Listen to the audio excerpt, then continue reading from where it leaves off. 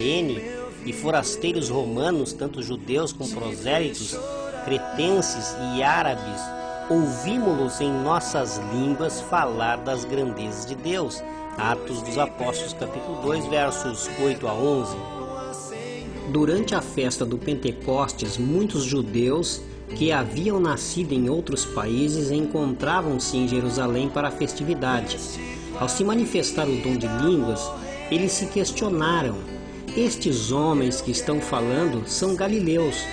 Como os ouvimos falar na própria língua em que nascemos? Um destes estrangeiros era árabe e estava se perguntando: estão falando em minha própria língua?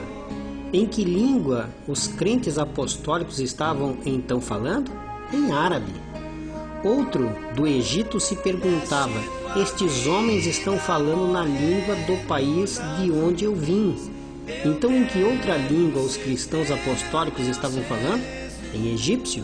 Na festa de Pentecostes havia pelo menos 16 nações representadas. Observe ainda que o dom se manifestou não nos ouvintes, mas nos cristãos que falavam.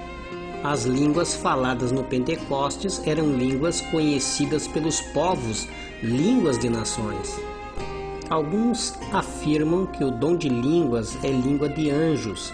Encontramos um só caso no Novo Testamento que menciona a língua de anjos.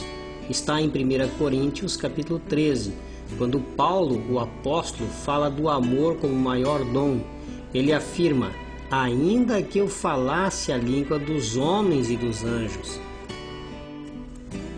Perceba que Paulo não afirma que o dom de línguas é falar língua de anjos. Paulo não menciona que falava em tal língua, apenas faz uma comparação: ainda que eu falasse e não tivesse amor, nada disso me aproveitaria.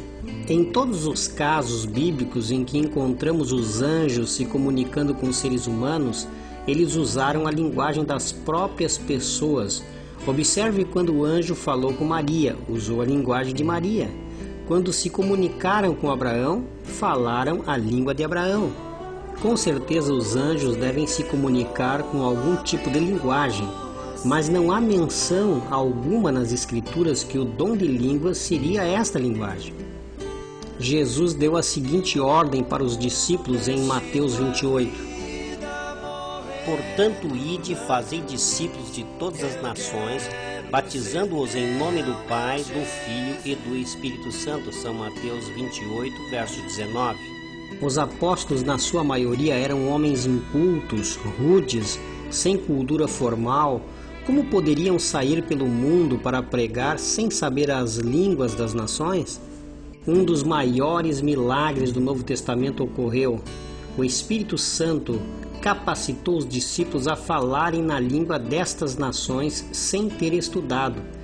Imaginamos Pedro, que era um pescador, ter que entrar em uma escola para aprender o árabe, o egípcio, para só então sair para pregar.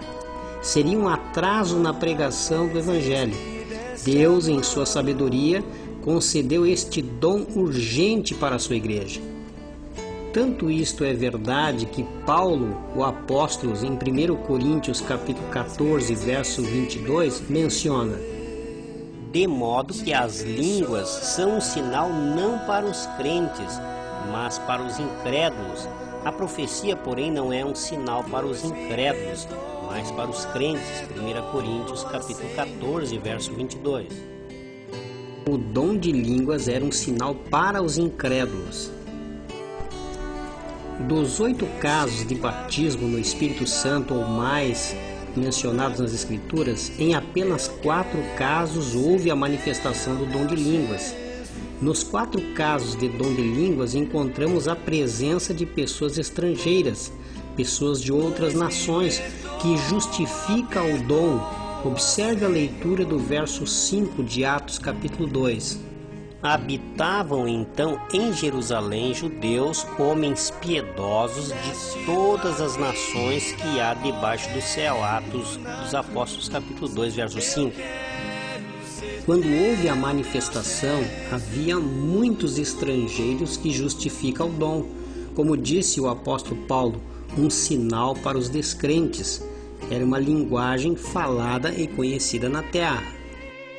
O segundo caso encontra-se em Atos dos Apóstolos, capítulo 10, verso 28.